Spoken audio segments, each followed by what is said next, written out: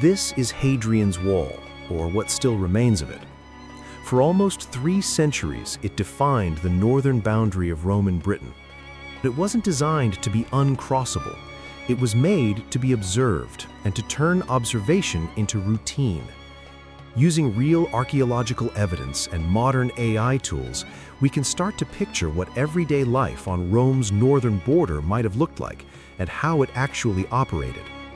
What you're seeing isn't a perfect reconstruction, but a reasonable one based on what remains and how Rome built in other places. This is the story of a frontier that was lived within, organized and sustained. Not a wall at the edge of the world, but a functioning system. What survives today is mostly the stone core. The outer facing stones were taken away centuries ago, but we know from other Roman walls how this would have appeared. Roughly 15 to 20 feet tall, with a walkway behind a crenellated parapet, wide enough to move along, high enough to see from and to be seen. The wall stretched for 73 miles from the River Tyne in the east to the Solway Firth in the west. Every Roman mile there was a gate, every third of a mile a watchtower. This wasn't a fortress, it was a monitoring system. Its strength came from repetition, the same patrols, the same watch points.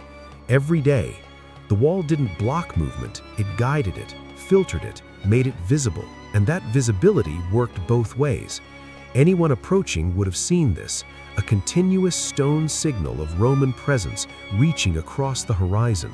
Most of the time, nothing happened, and that was the purpose. Behind the wall, there's something less obvious, the vallum, a massive earthwork. Ditch and banks running parallel to the wall about 100 yards south. This wasn't a defense in the usual sense, it was a boundary. It created a controlled military zone. You couldn't simply walk into the frontier system. Entry was regulated, even for Romans. The vallum tells us something important. Controls started behind the wall, not just in front of it. This was a managed space, intentional, structured. But the frontier existed before Hadrian. Long before the wall was built, Rome was already shaping a presence here. Campaigns under governors like Agricola pushed north in the late 1st century, and roads like the Staingate began to anchor Rome's presence into the land. This was the original frontier road, linking forts, moving supplies, projecting power. Roman roads didn't follow the land, they imposed order on it, straight lines through uncertain terrain.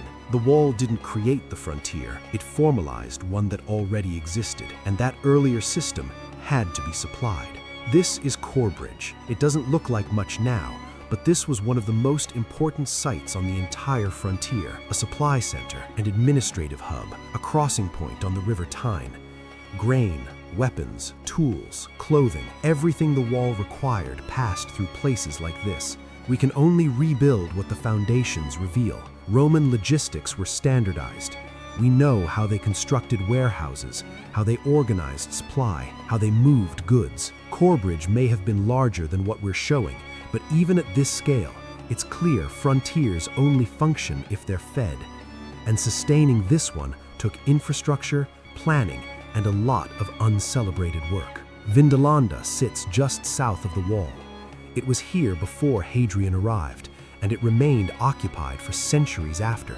This is where we come closest to the people. The famous Vindolanda tablets, thin wooden sheets with ink writing, survived in the waterlogged soil. Birthday invitations, requests for more beer, complaints about the roads.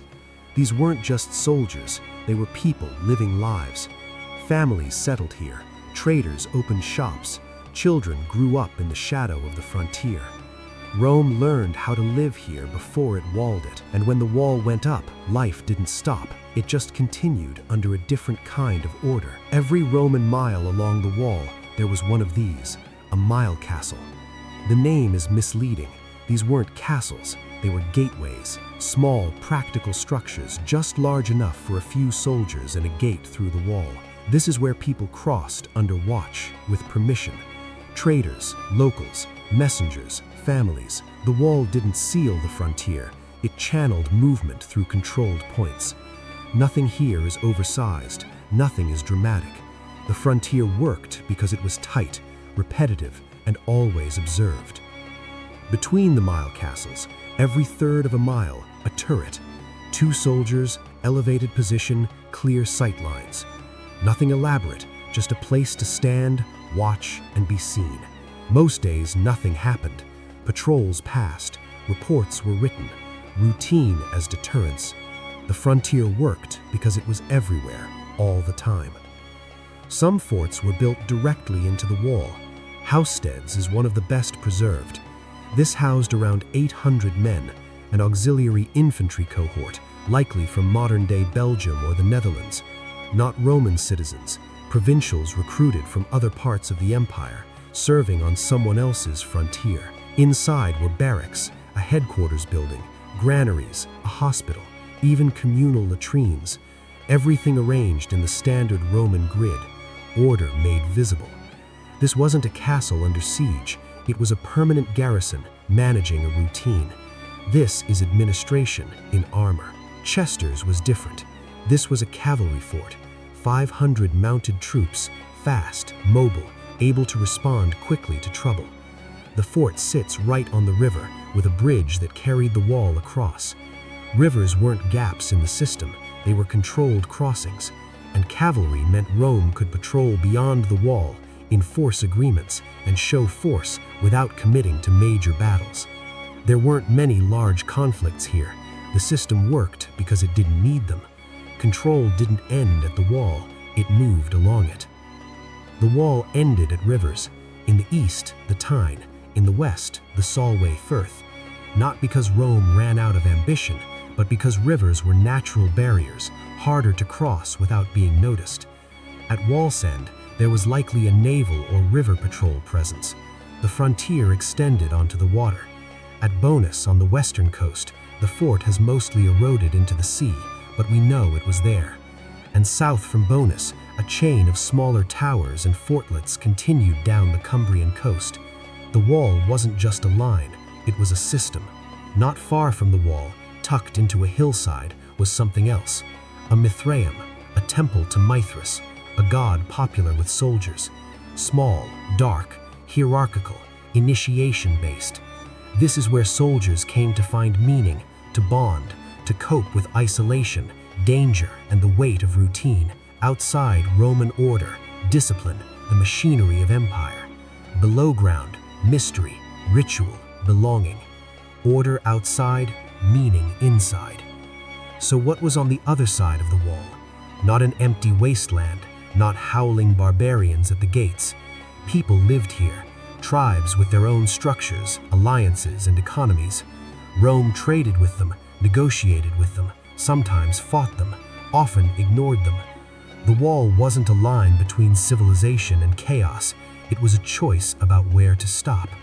And for those on the other side, the wall may have meant something different. A boundary, yes, but also a place to trade, a source of goods, a statement of power that could be tested, ignored, or lived alongside. Life didn't end at the wall, it simply changed. 20 years after Hadrian's wall was finished, Rome pushed north again. The Antonine Wall, across the narrower Fourth Clyde line, built of turf, not stone. It lasted less than a generation. Then Rome pulled back to Hadrian's Wall. What does that tell us? The frontier was flexible, strategic, not sacred. Rome drew the line where it made sense and moved it when it didn't. One last thing worth remembering. The soldiers who built and manned this wall weren't Romans. They were auxiliaries, recruited from Gaul, Germania, the Low Countries, Syria, North Africa. Provincials managing other provincials.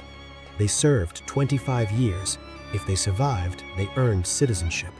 Many stayed, raised families, became part of the landscape. The wall wasn't defended by Rome. It was defended by people Rome had recruited, trained, and placed here. The empire worked because it made others invest in it. After Rome left Britain in the early 5th century, the wall was abandoned. Its stones were taken for churches, farms, roads. Pieces of empire reused. What survives now is a fragment, but it's enough to ask questions. How do you control the frontier? How do you make power visible? How do you turn watching into routine? We can't know exactly how it looked, but we can imagine what it did. And what it did was work. not through walls alone, but through systems, routines, and people willing to watch, wait, and endure. This was Hadrian's Wall, not a barrier, a frontier.